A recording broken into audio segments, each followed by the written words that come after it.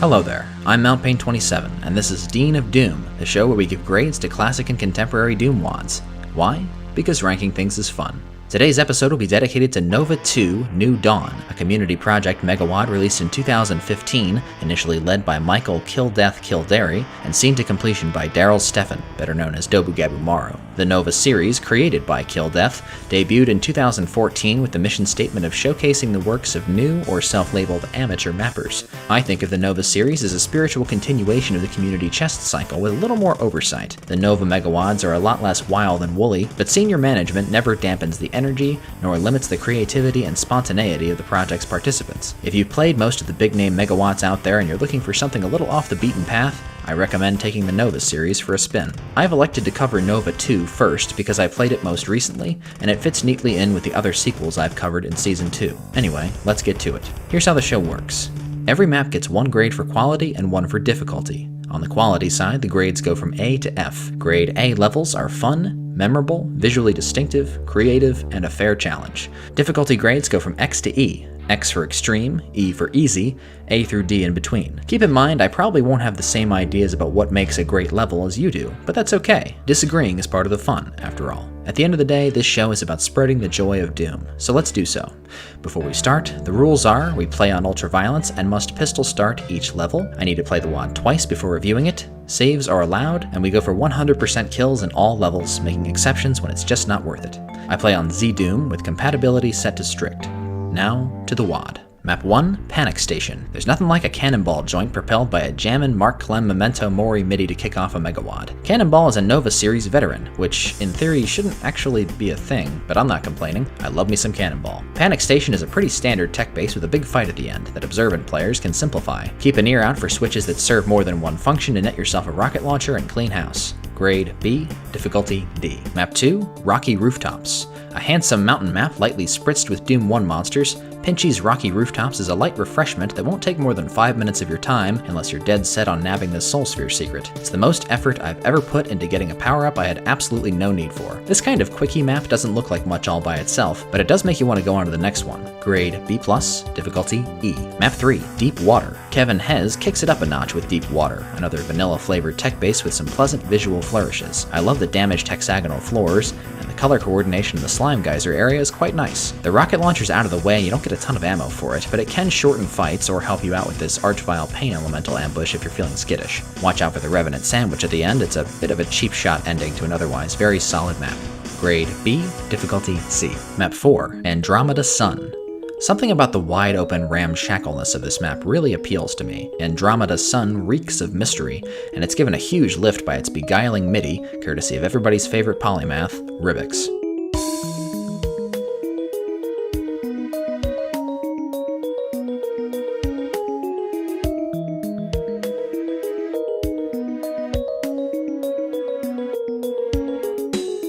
As much as I enjoy Andromeda Sun as a retro adventure experience, feeling my way through the dark cave section is a minor annoyance, and most of the action feels a bit meek, especially the Red Key Puzzle Room's ambush of zombies and imps. When all is said and done, Getsu Fune's brand of weird always wins me over. Like, how did I get this Berserk pack? Did I read a book on bodybuilding or something? And why do these switches spell PMS?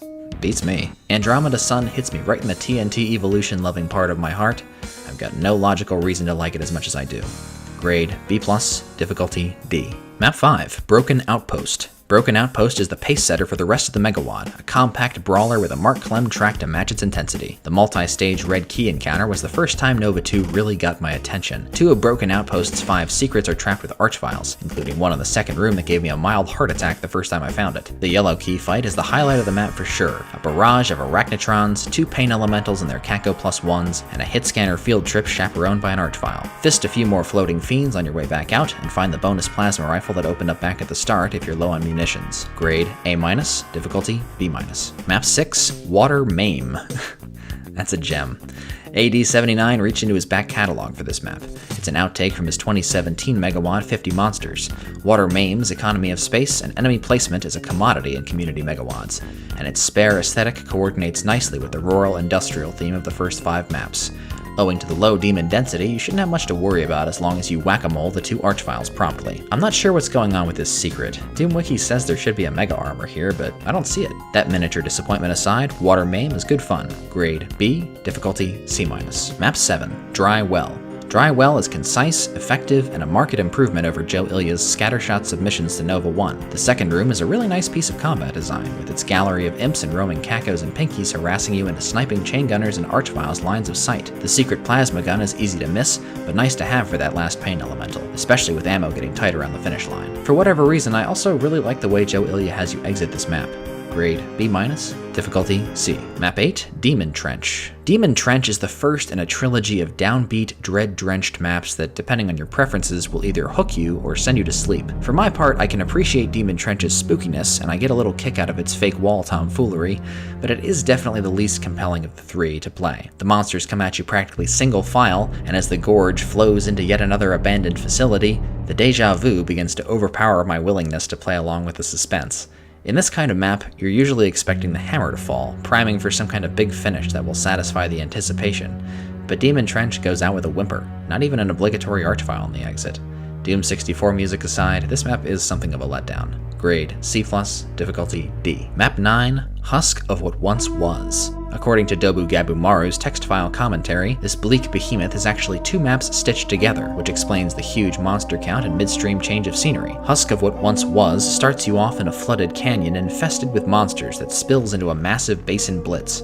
It may look like projectile hell, but good cardio and a little ad-libbing should turn the tide in your favor. Unfortunately, it's all downhill from here. The crawl through a defunct science base that makes up the latter half of Husk fares better than Map 8, but inevitably feels like an anticlimax after the firestorm in the basin. It is creepy though, I'll give it that. This overrun locker room and adjacent ad hoc marine abattoir is a grim sight indeed, especially with Lee Jackson's Duke Nukem 3D music accompanying, appropriately called Gloomy.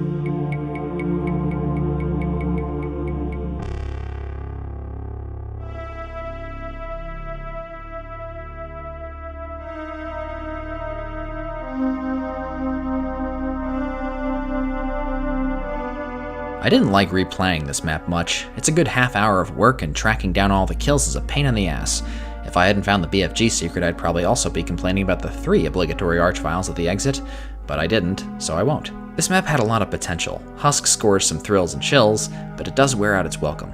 Grade B-, difficulty B. Map 10, Analyzing the Cause. This is more like it. Analyzing the Cause is a brooding plunge into the bowels of a dead outpost, taking the last 2 maps' horror atmosphere and spiking it with actual aggression. Kevin Hez, who also composed this MIDI, likens his map in the text file to Halls of the Damned crossed with the canyon from the master levels. Hey man, don't be so hard on yourself. If you're watching the kill counter, this dummy exit shouldn't take you by surprise, but it does set off a string of other little frights.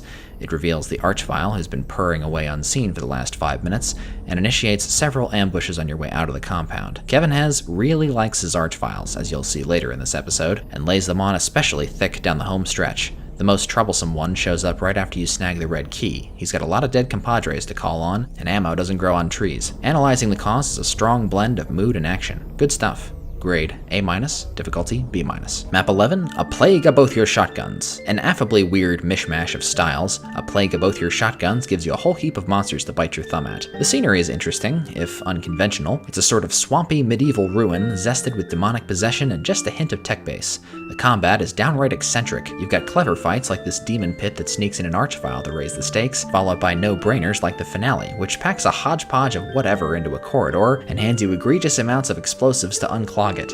What's even more strange is Jay Mickle decided to hide away his map's best moment in a secret. You can hop outside for a secret BFG, but beware, these violent delights have violent ends.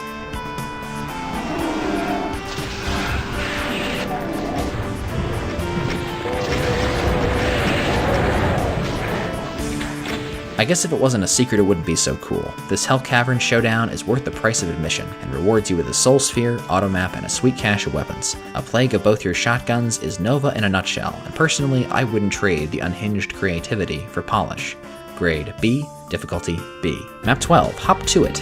With a petite lineup of 43 monsters, Hop To It is a break map that plays like a snack. It borrows a tune from Skillsaw's Vanguard, and its concrete aesthetic too, and lives up to the comparison. I'm not really sure if it needs 3 secrets for as many minutes of gameplay. The red key buys you a mega armor and a bonus Baron fight. I guess it doesn't detract from the fun.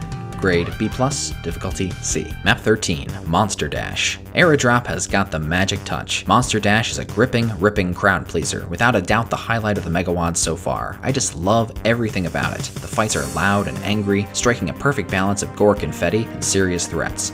It's a good looking level, with a sleek theme of bronze, blood, and bones, and its runtime finds that Goldilocks sweet spot. Not too long, not too short, just right. The Caco and Pain elemental convention that rolls in when you get the rocket launcher, the red key bloodletting, and the final cadaverous assault are hugely entertaining, especially if you track down the secret plasma rifle in the Quake Room. The multi-talented Airdrop also composed the map's music. Monster Dash was love at first sight for me, and it was even better the second time around.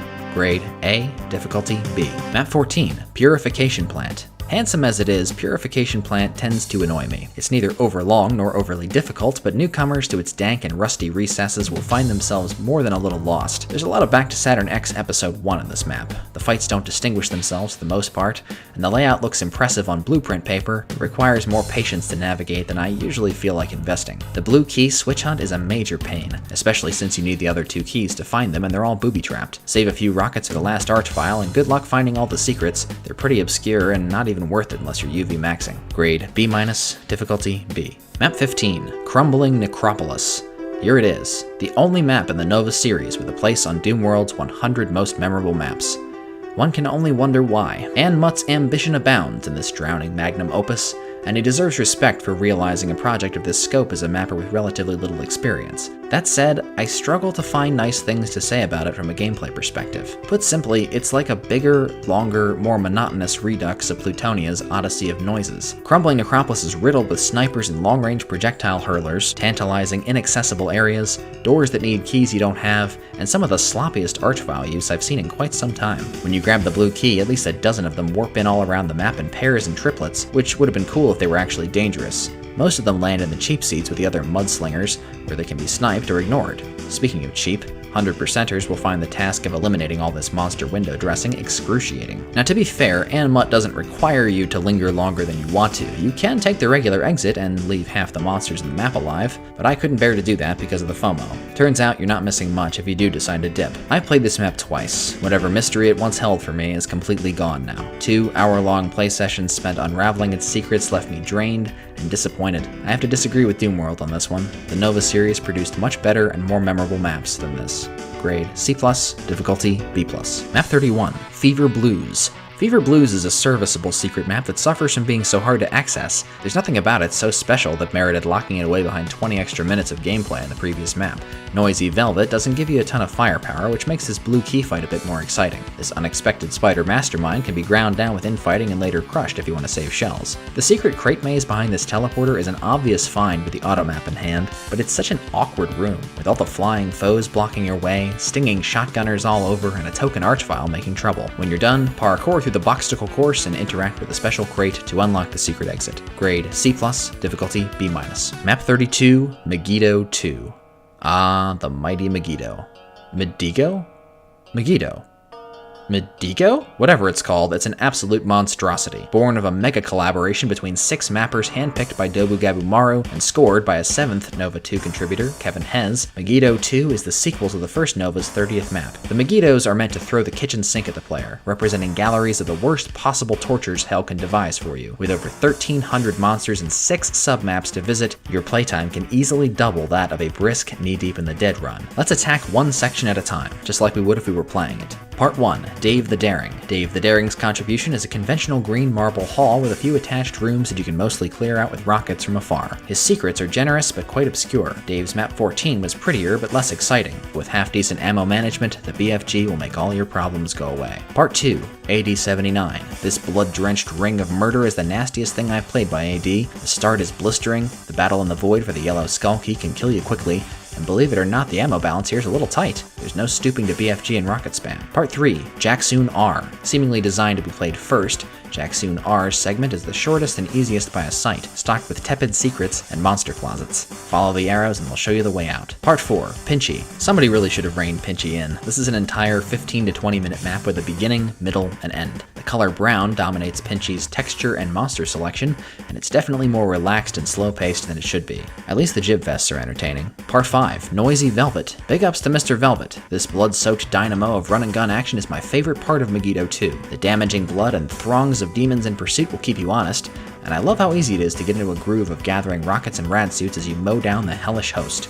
Use this platform to join the cyber demon at the top of the keep, and something like 8 archviles will appear. If you get enough of them to target you at once, you can fling yourself to a sweet secret hidden in the cliffs. Great stuff. And finally, Part 6, Tourniquet. Tourniquet designed the hub and the last area. I guess he didn't think his vision of Apocalypse was intimidating enough, because the final fight goes totally ballistic on the player. It's a brutalizing ordeal that features high-powered snipers, gallivanting cyber demons, archviles hunkered in bunkers and descending like a biblical plague when you dare disturb the invulnerability.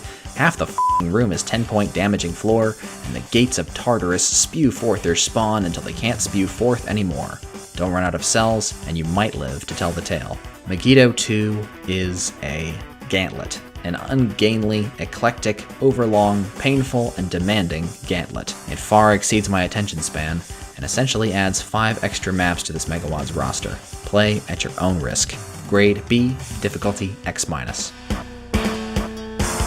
Map 16, Red Morning Light. Whether you're coming in from the crucible of Megiddo or the pedometer-breaking expanses of crumbling necropolis, Red Morning Light is a much-needed rest stop for a weary Doom guy. With its jovial Genesis Jim MIDI, this map's action feels extra buoyant. I like that there's an equal and opposite reaction for everything you do in this map. Key and weapon pickups trigger nicely calibrated ambushes, best illustrated by the arrival of Mr. Archie Violin Co. when you lay hands on the secret plasma. The final fight is a fiendish flash mob of mid-tiers, including 2 pain elementals with the exits barred by a spider and a mancubus. Red Morning Light is an ingenious bit of pacing. Nova 2 knows just when to crank the pressure down to keep your enthusiasm up.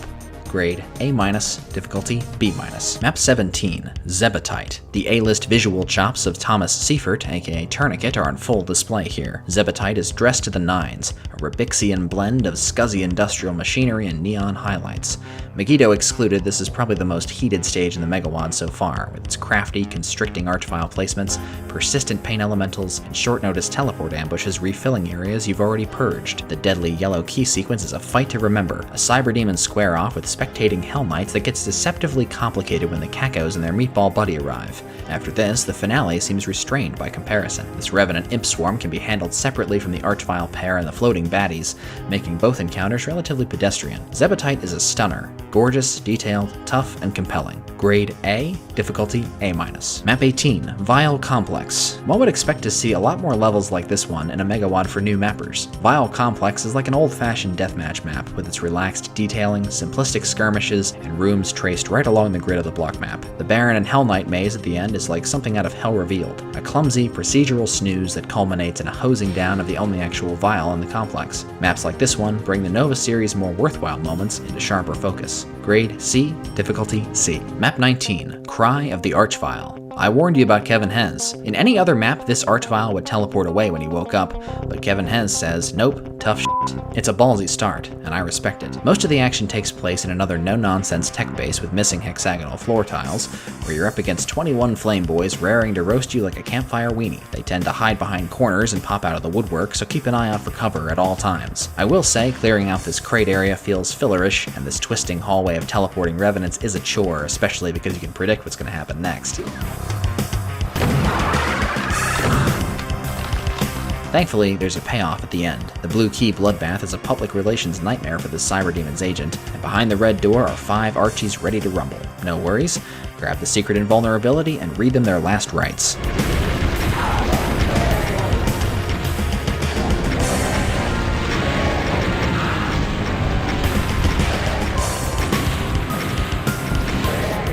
Killing Archviles never gets old. grade B+, difficulty B+.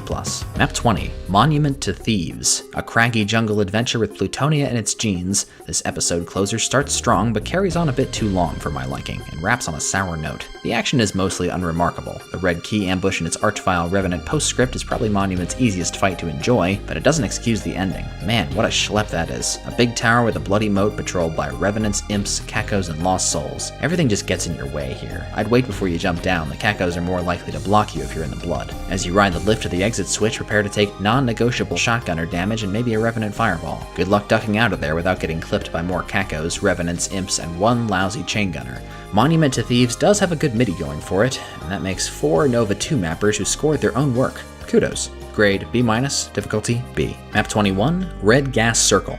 Nova 2's final stretch is the grab-baggiest part of the set, so expect the unexpected from here on out. Red Gas Circle, with its crimson firmament and igneous complexion, isn't quite as hot as it looks, with the first half mostly devoted to picking up weapons and checking your mirrors for long-range projectiles. The music choices in this WAD continue to impress. Jimmy Paddock's BTS X2 MIDI is apropos, with all this monster window dressing hanging around. After you clear the main area, take a teleporter to the feature yellow key fight. It's a snappy shootout with cacos, hit scanners, lost souls, and a ring of fat and skinny snipers.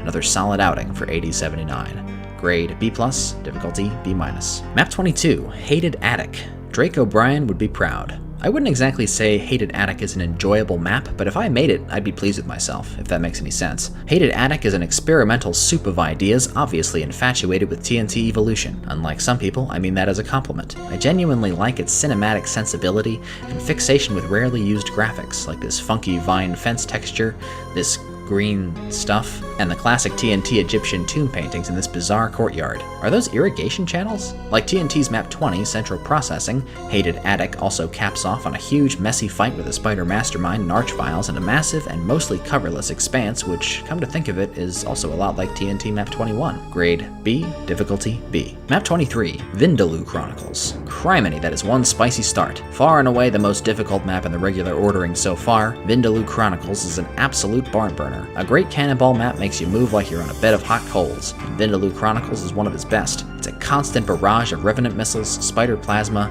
mancubus napalm, and stray cyberdemon rockets. The ubiquity of lava, ash, and red cave wall texture draws inevitable comparisons to the original Scythe, but Vindaloo isn't quite so punishing. Take for example the yellow key fight.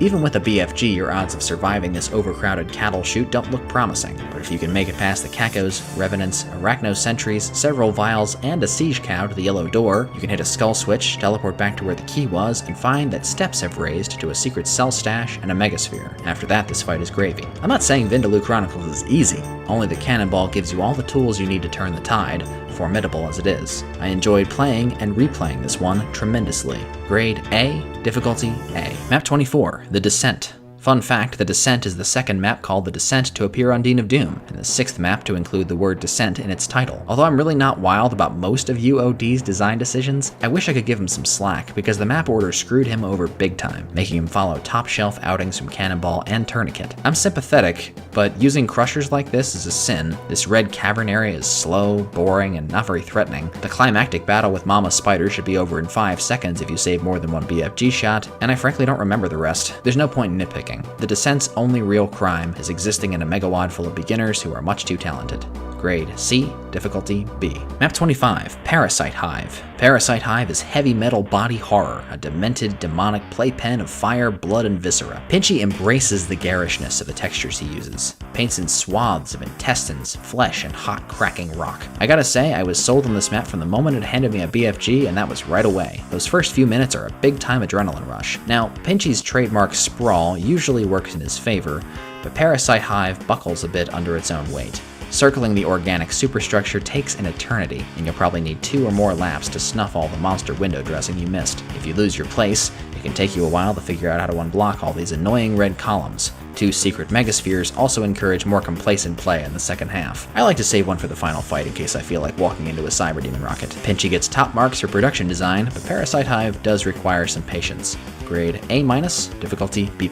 Map 26. Surreptitious Ichor. Welcome to another installment of Dobu Gabu Maru maps I used to hate but now think are great. One of my favorite things about Doom is its almost unmatched capacity for creating feelings of, well, doom. There's an untranslatable foreboding coming off this map. I wish I could express it in words. Dobu Maru himself does a pretty good job. It's an unapologetic, morose, tortured husk of a beast.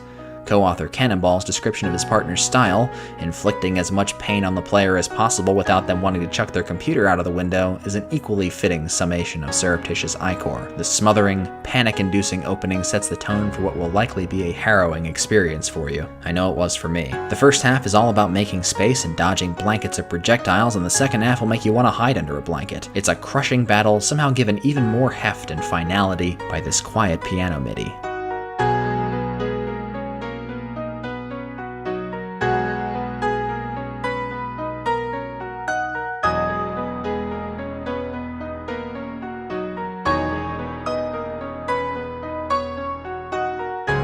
Finding this early BFG makes all the difference against loose archviles, cyberdemons, and packs of Sunder's favorites, but you're on your own for the slugfest in this satanic sub-basement. Note that lowering the megasphere triggers a second wave of archviles, revenants, and a cyberdemon, and remember to save some ammo for the Cybe guarding the exit, or you're stuck down here with the dead forever. Cannonball and Dobu Maru created something special here. Surreptitious ichor is sumptuous, challenging, and otherworldly. Grade A+.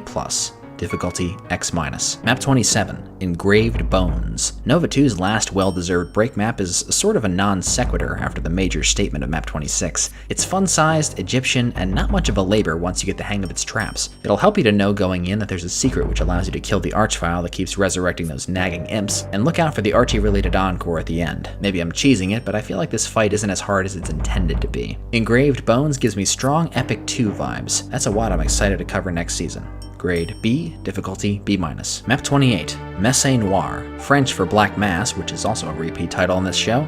Messe Noir has quite the identity crisis going on. It's a Doom map slathered with Quake textures scored with Blood's soundtrack. For that reason, it feels like it should have been a secret map. There's a little more dead time in Messe Noir than there should be, but the feature fights are okay. I like the double vial opening, and the shootout in the church is kinda comical until you have to slow roll the mastermind to death, but I'm torn about the ending. I used to think the secret BFG was a must here, since, you know, with the 6 archviles. But when I tried to do it plasma only for demonstrative purposes, this happened.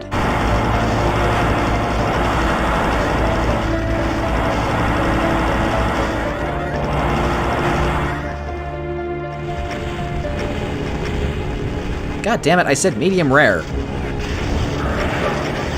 Grade B-. Difficulty B. Map 29, Anemia. Did somebody order a Diet Sunlust? Okay, so at this point it should be quite clear, not all Nova contributors are newcomers to Doom mapping. Anemia is the work of master craftsmen, an incarnadine gothic slaughterhouse rendered with laser focus whose secret weapon is raw apprehension. The encounters are discreet and ripe with suspense, each one giving you plenty of warning beforehand to mop the sweat off your brow. For a penultimate map made by Ribix and one of his most ardent disciples, Anemia is less scary than it looks, ultimately. The red key is probably the biggest ordeal to acquire, testing your footwork and platforming skills before grilling you with a hurt floor time trial. The 2 secret fights, accessed by shooting gray skull switches, offer some stomach-sinking surprises, and the yellow key fight is a scorching jamboree of jibs that I'm utterly in love with. The multi-part ending will only nail you if you're oblivious to the sniping cyberdemon and don't manage your space carefully. Work the room with infighting, nip archviles in the bud, and make those rockets count. Anemia is the cream of the crop, absorbing and immensely impressive stuff. Grade A, difficulty A. Map 30, Legion. Oh, hello, Syriac. It's, terrifying to see you again. If you bother to read the text file or intermission screens, Nova 2 has been all about hunting down and killing an ancient evil known as the Hierophant, who makes his home in this horrid hall. The custom-made Hierophant is a class of floating orange baron that comes in 2 forms. The first chucks clusters of revenant missiles and relies on its multiplicity to overwhelm you, and the second, singular form, adds a mancubus spread attack and a machine gun baron fireball barrage to its repertoire. Syriac serves up a cocktail of pandemonium in the second phase of the battle, especially if you found the secret invulnerability in this bookshelf. Do your best to ward off the archviles and work quickly, because the map starts spawning new monsters after a certain point. Legion is a fittingly calamitous conclusion, more solid work from the conjurer of chaotic evil himself. Grade B+, difficulty A.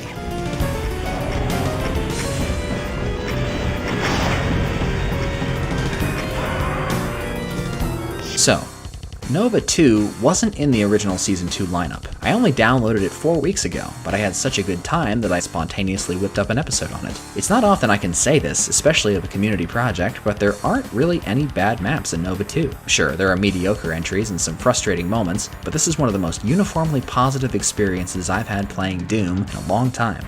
These maps are crisp, thematically cohesive, and not afraid to take risks. I think project leader Dobu Gabu Maru deserves a lot of credit for the final product coalescing as well as it does, but the abundant and diverse imaginations on display here are what really grabbed me. My final grade for Nova 2 is an A-. Difficulty-wise, there are some peaks and valleys, but I think it settles into the modern standard B, in line with the first installment of Back to Saturn X. Now for my Dean's List. Valedictorian, Map 26, Surreptitious Ichor. Salutatorian is a tie between Map 13, Monster Dash, and Map 29, Anemia. Class President, Map 32, Megiddo 2, and the dunce cap goes to Map 24, The Descent. Nova 2 also qualifies for an honor roll, so here it is.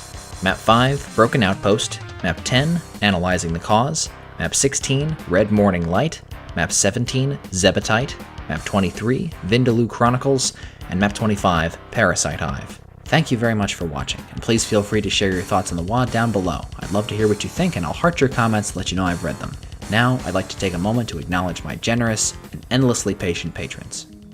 A.R., Aaron Allen, Aaron Berger, Akalai, Alec Wehrman, Alexander Sumenkoff, Alex Topfer, Alex Max, Alpha Skeeter, Ari Adair, Builder Sith, Kappa Bitch, Captain Wave, Cheese Wheel, Chris Duthat, Chris O'Neill, Christopher Hart, Christophine Place, Crafty One Cal, Dan, Delirium, Dorothy Miller, Dumbo, Eggboy, Ember, Emma Essex, Felix Wilson, Fiendish, Furnace, Gabagool, General Roasterock, Glenn Marmon, Griffin Upchurch, Gus Shade, Have a Seat, Holy Hell Revealed When, In Captivity, Jared C. Bly, Josh Ballard, Just Great 98, Camille Bernadotte, Killplane, Leon Staten, Logan Lazalda, Mark Rowland, Marky Music, Matthew Gower, Michael Akins, Michael Gutierrez, Mixer,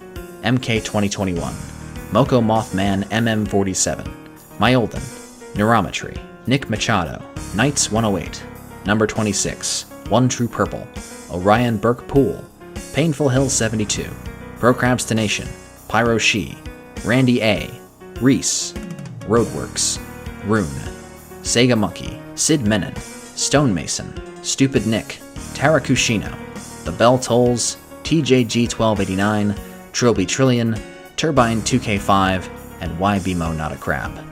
Thank you. I appreciate you all very much. This is Mount Pain 27, and I'll see you all in the next episode of Dean of Doom.